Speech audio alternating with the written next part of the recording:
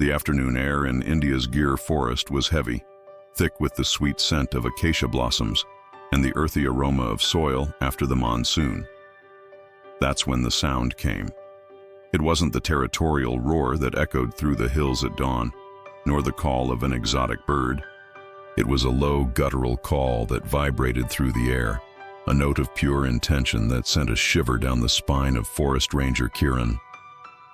Standing in the clearing, her heart hammering against her ribs, she watched a scene that would defy all her logic, all her years of experience. A few meters away, a lioness with sand-colored fur and eyes as golden as molten amber stared at her. But there was no threat in her gaze. There was an invitation. And beside her, stumbling on their own clumsy paws, were 3 little furballs, 3 cubs no more than a few weeks old. The lioness took a step forward, gently nudged one of the cubs with her snout in Kiran's direction, and made that sound again, a sound that now seemed to carry an almost sacred meaning. Stubborn tears began to well in Kiran's eyes, because she understood. This wasn't a challenge, it was an introduction. A display of gratitude as deep and as wild as the forest itself. But how did they arrive at this moment of almost holy trust? How did an apex predator and a human forge a bond that broke all the rules of nature? Well, that is the journey you are about to discover. It all began weeks earlier, with a completely different sound. A sound of pure despair that cut through the forest silence and changed everything forever. That day had begun like so many others for Kiran. With over 15 years of service in the Gir Forest National Park, she knew every trail, every watering hole, every sound that composed the jungle's symphony. Her senses were as sharp as any predator's. She could smell the rain forming miles away and could distinguish the rustle of a deer from the chatter of a langur monkey in the teak trees. Gir wasn't just her workplace. The sanctuary was her very soul.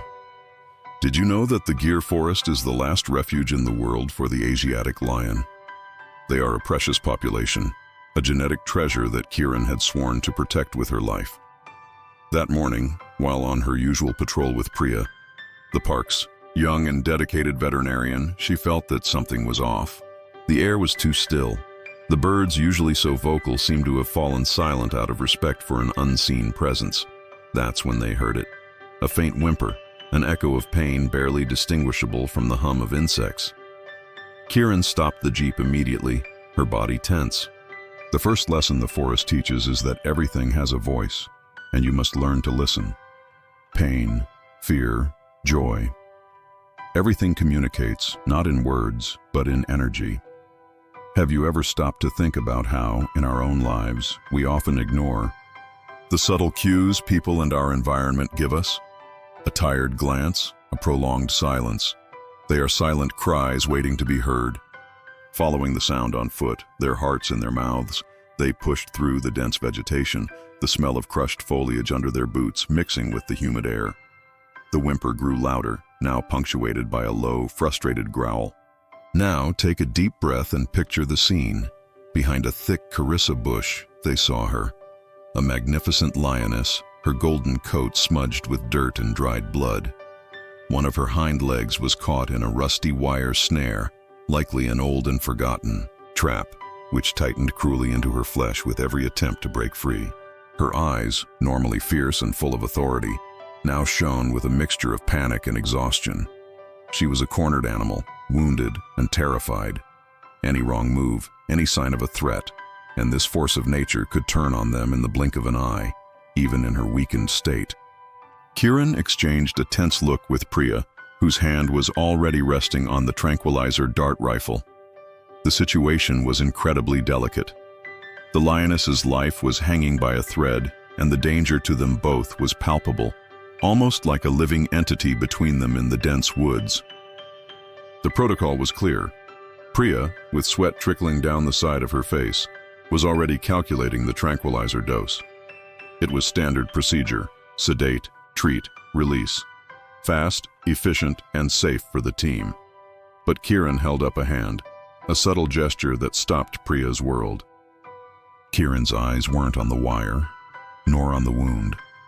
They were locked on the lioness's eyes. And this is where something happens that science often can't explain. Did you know that a lion's eyes have an incredible ability to see in the dark, capturing even the faintest glimmer of light? But there, in that exchange of glances, Kiran felt the lioness saw something deeper than light.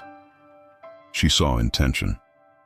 In that instant, the wounded predator wasn't a problem to be solved, but a soul asking for help. The lesson here is powerful. When faced with another's fear, our own calmness is the most powerful tool we have. Instead of advancing, with the threat of the rifle, Kiran took a step to the side, making her body less imposing. She knelt slowly on the damp earth, an act of submission, of respect. "It's okay, big girl," she whispered, her voice as soft as the moss on the trees. "We're not going to hurt you. We're here to help." Priya held her breath, thinking her mentor's approach was madness. But then, something extraordinary happened. The lioness's growl subsided, turning into a low moan, almost a sob. The tension in her shoulders seemed to relax a fraction. She was still terrified, but the aggression was giving way to a vulnerable exhaustion. It's amazing how the energy we project can completely alter a situation.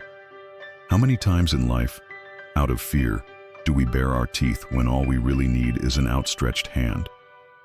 The lioness, whom Kiran named Asha, meaning hope, in her heart at that moment, was letting her guard down.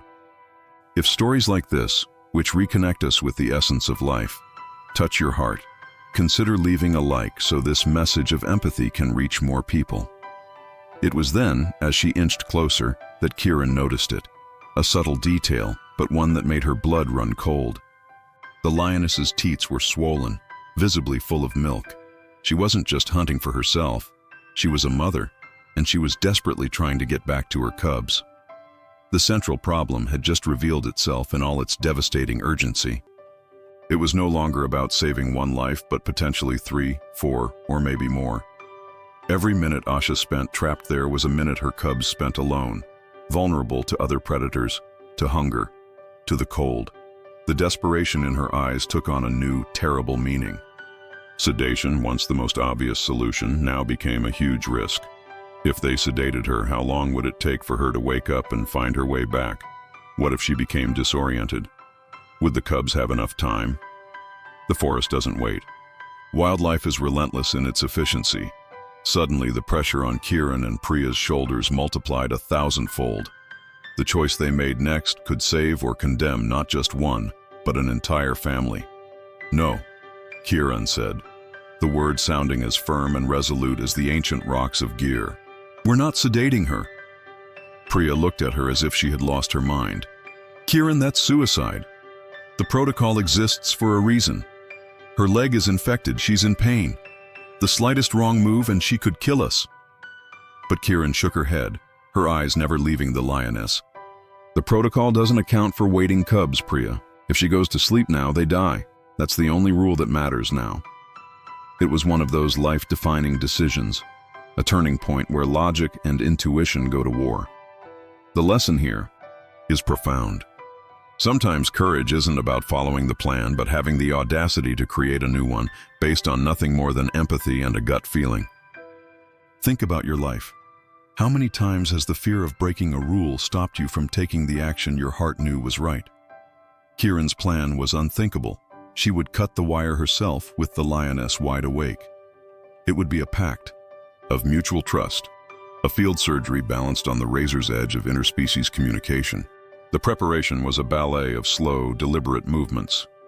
Priya, still skeptical but trusting her mentor's experience, filled a bowl with water and slowly pushed it toward Asha with a long branch.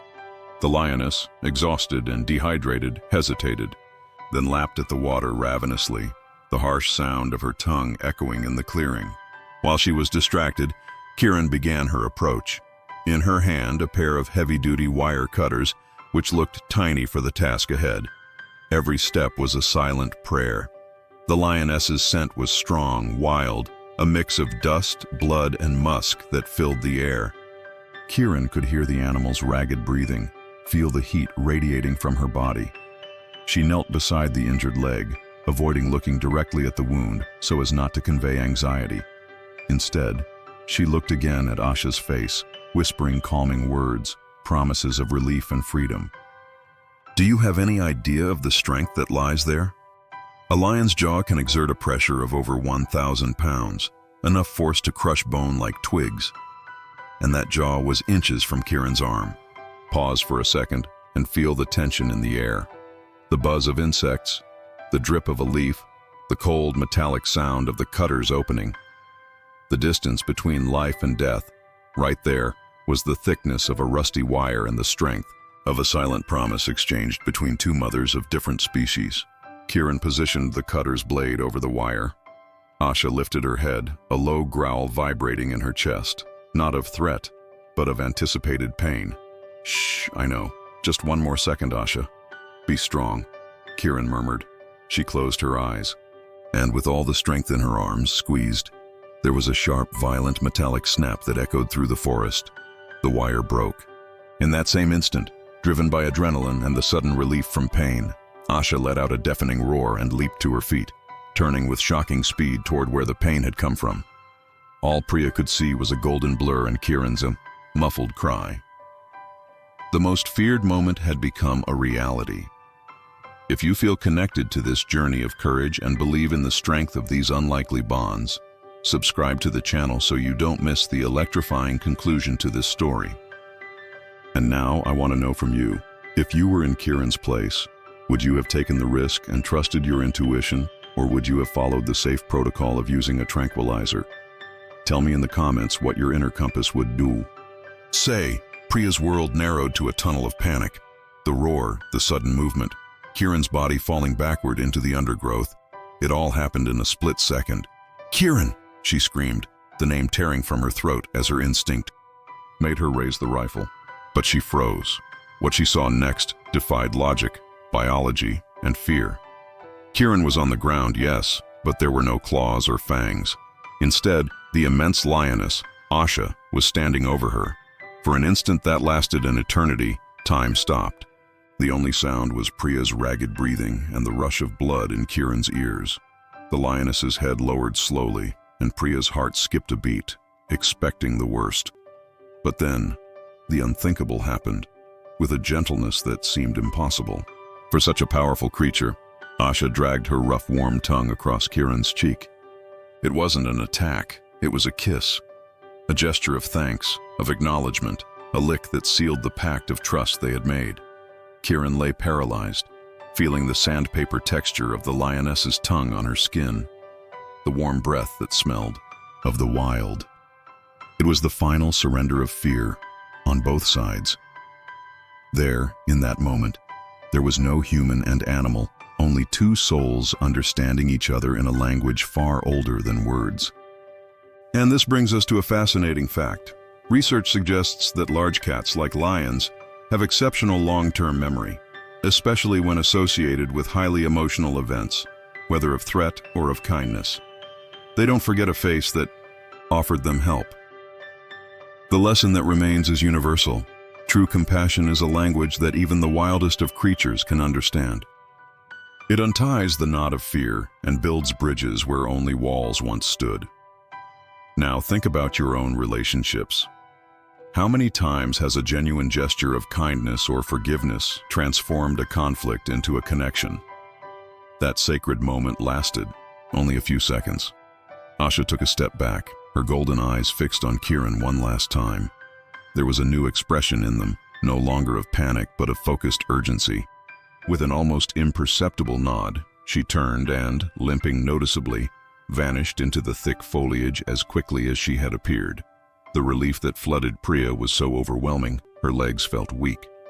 She rushed to help Kiran up, both of them, trembling, not from fear, but from an emotion so overpowering it had no name. They had done it. The impossible had happened. But as they watched the rustling bushes where the lioness had disappeared, a new wave of anxiety washed over them. The mission wasn't complete. Asha was free, but what about her cubs? The race against time was now a different one. The lioness's journey back to her secret den was just beginning, and every second counted. This story is far from over. If Kiran's courage and Asha's surprising tenderness have moved you, Don't forget to subscribe to follow the conclusion of this journey of loyalty. I have goosebumps right now. Leave a comment telling me what your first reaction was in this scene. Did you expect the worst? I confess, I did. In the days that followed, a quiet filled with questions settled over Kiran and Priya. They had disinfected Asha's wound as best they could before she left, but the threat of a severe infection was real. The image of the lioness limping into the jungle, disappearing like a golden ghost, was etched in their minds. The euphoria of the successful rescue gave way to a deep, silent anxiety. They returned to the site several times, searching for tracks, for any sign. They found Asha's trail for nearly a mile, the uneven pattern of her injured paw telling a story of pain and determination. But then, the tracks vanished on rocky ground, as if the earth itself had swallowed the lioness and her secret. The weeks began to pass, turning vibrant hope into a faint, flickering ember.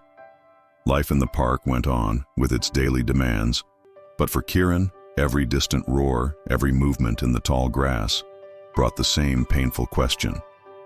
Did she make it? And this is perhaps one of the hardest lessons life gives us: the wisdom of waiting, of doing everything in our power, and then having the courage to trust the process, to let go of control and believe in the strength of another. Kiran had done her part. Now the journey belonged to Asha. Think of a time in your life when you had to trust blindly in fate or in the strength of someone you love. How was that agonizing wait for you? For Kiran, it was a test of faith. Faith in the resilience of life, in the strength of a mother, and in the bond they had created. Close your eyes for a moment and feel that weight with her. Time dragging on, each second an eternity. The silence of the jungle isn't empty. It's full of unanswered questions, and Asha's absence screamed louder than any roar.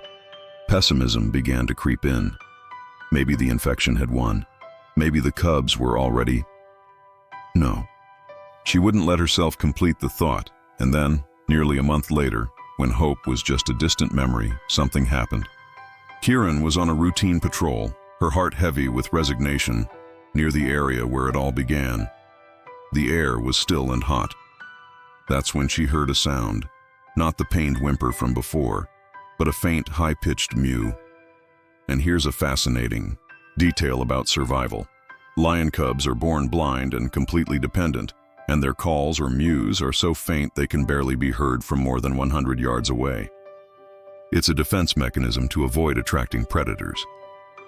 Kiran cut the Jeep's engine, her body on high alert. She heard it again and again, and then the forest opened up. At the edge of a clearing, like a mirage under the afternoon sun, stood Asha. She was no longer limping. Her coat shone, healthy. She was magnificent, the queen she had always been. And around her, playing clumsily, were 3 healthy, curious cubs. The scene was so overwhelmingly perfect it felt like a dream. The story had come full circle. The moment we saw at the beginning was about to happen, but now, knowing the entire journey, it carried the weight of a miracle. Asha raised her head and looked directly at Kiran, and then she took the first step toward her. Kiran remained motionless beside the Jeep, a statue of pure emotion. Every step Asha took in her direction was a beat of her heart. The lioness showed no hesitation. She moved with the grace and authority of a queen in her domain, her cubs stumbling. Behind her, a trio of curious eyes and clumsy paws. She stopped just a few meters from Kiran, a distance that could be closed in less than a second. And then she did what we saw at the start, but which we now understand in all its depth. She bowed her head for an instant, a sign that there was no threat, and with her snout she gently nudged one of the cubs forward. The little one, curious and unafraid, took a few wobbly steps toward Kiran, letting out a tiny mew. It was the greatest honor, the greatest gift Kiran had ever or would ever receive. It was Asha's final declaration. You saved my family. Now, I introduce them to you. You are part of this circle. Kiran brought a hand to her chest, tears streaming freely down her face, a trembling smile on her lips. She didn't try to touch. The moment was too sacred for human intervention. It was meant to be witnessed, not possessed. And here is the final detail that ties this whole story together with a golden ribbon. Did you know that in the wild, lionesses in the same pride often care for each other's cubs in a cooperative system? They form creches, defending and feeding the young as a community. Asha, a lone mother by introducing her family to Kiran, was, in her own ancient language, inviting her into her most sacred circle of trust. She was saying that she saw her not as a stranger, but as an ally. The final lesson of this journey is perhaps the simplest and most powerful of all. There are no barriers between species, cultures, or people that a genuine act of compassion cannot cross. A gesture of kindness, no matter how small, reverberates through the universe, creating echoes of hope in places we can't even imagine. And you? What bridge of compassion can you build in your life today? With whom can you share your trust? Take one last pause. Feel the warm gear breeze, see the lioness's golden eyes, and hold on to this image, the image of gratitude in its purest, most wild form. After a few moments suspended in time, Asha called her cubs with a low sound and turned. With one last look, over her shoulder, a look that said both thank you and goodbye, she and her new family melted back into the protection of the forest, leaving behind a woman who was forever changed. The story of Kiran and Asha became a legend whispered among the rangers of Gear Park, a living reminder that the bravest acts are not always the loudest, and that the greatest reward is often the silent love we receive in return. This story ends here, but our community is just beginning. If Asha and Kiran's journey has touched your heart and made you believe in the beauty of the world, subscribe to become part of this family that celebrates the power of stories that connect and heal. And now it's your turn. Do you have a story about an animal that changed your life? An unexpected moment of connection that left a mark on you? Share your experience in the comments. Let's turn this space into a celebration of these unbreakable bonds. Always remember, compassion is our universal language. And as you reflect on that, YouTube is probably already suggesting another incredible video from our channel. Click on it, and let's continue this conversation about the magic that surrounds us.